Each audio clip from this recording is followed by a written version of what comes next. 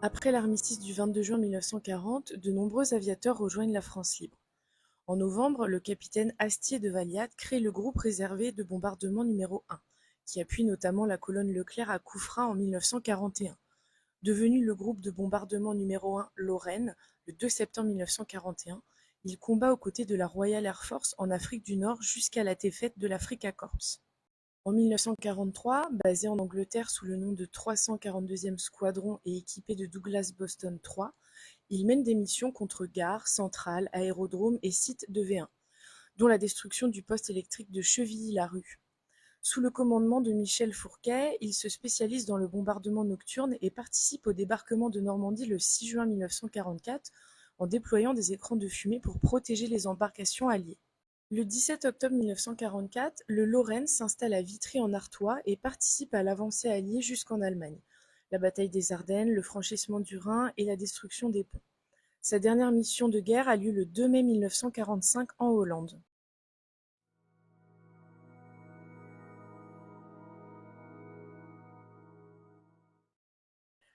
Vous pouvez dès à présent découvrir une nouveauté dans le parcours permanent du musée au sujet du groupe Lorraine, puisque de nouvelles pièces ont été intégrées aux collections il y a quelques mois.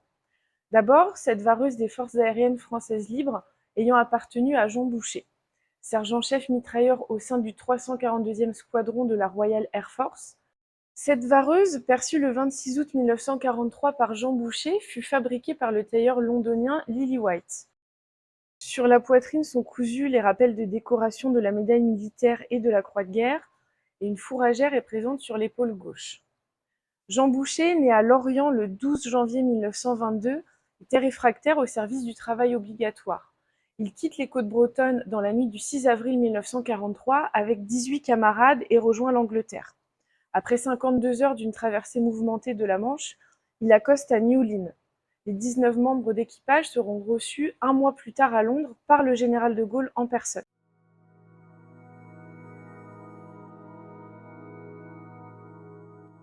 Jean Boucher s'engage au mois de mai 1943 dans les forces aériennes françaises libres. Il est incorporé au French Bombardment Group de la Royal Air Force, où il intègre le 342e Squadron Group Lorraine à la fin 1944 comme mitrailleur. Il y rencontre son futur beau-frère, Armand Évrard, et effectuera plus de 75 missions. Un ensemble d'objets ayant appartenu à Armand Évrard est également exposé dans ce nouvel espace.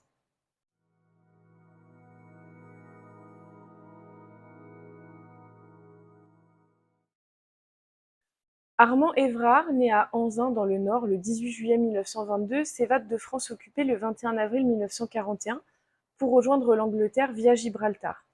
Engagé volontaire à l'âge de 19 ans le 16 février 1942, il est affecté dans les forces aériennes françaises libres et obtient son brevet militaire de radiomitrailleur sur avion le 19 mars 1943.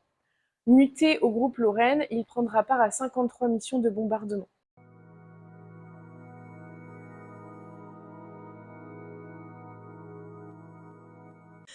Ici son calot des forces aériennes françaises libres.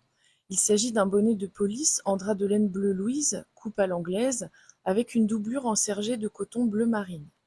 2 boutons de l'armée de l'air au devant de la coiffe, avec ajout d'un insigne métallique étoilé à agrafe en croissant. Ici, l'insigne du groupe de bombardement numéro 1 Lorraine, numéro 112.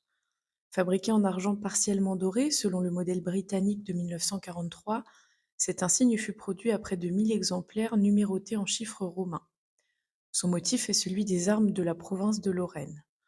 D'or à la bande de gueule, chargée de 3 alérions d'argent.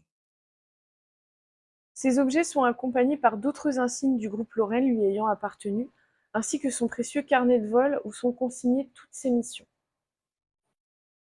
Le groupe Lorraine comptait également dans ses rangs une femme, Jeanne Massias, jeune niçoise ayant rejoint l'Angleterre en 1940. Officier de renseignement pour le groupement, elle débriefe les équipages lors de leur retour de mission et n'hésite pas à participer aux reconnaissances. Surnommée la Jeannette, elle était la mascotte du groupe Lorraine. Durant l'ensemble de la Seconde Guerre mondiale, le Lorraine perd 127 membres d'équipage, soit plus du double de son effectif normal, et effectue plus de 3000 sorties de combat. Le groupe Lorraine recevra la Croix de la Libération le 28 mai 1945.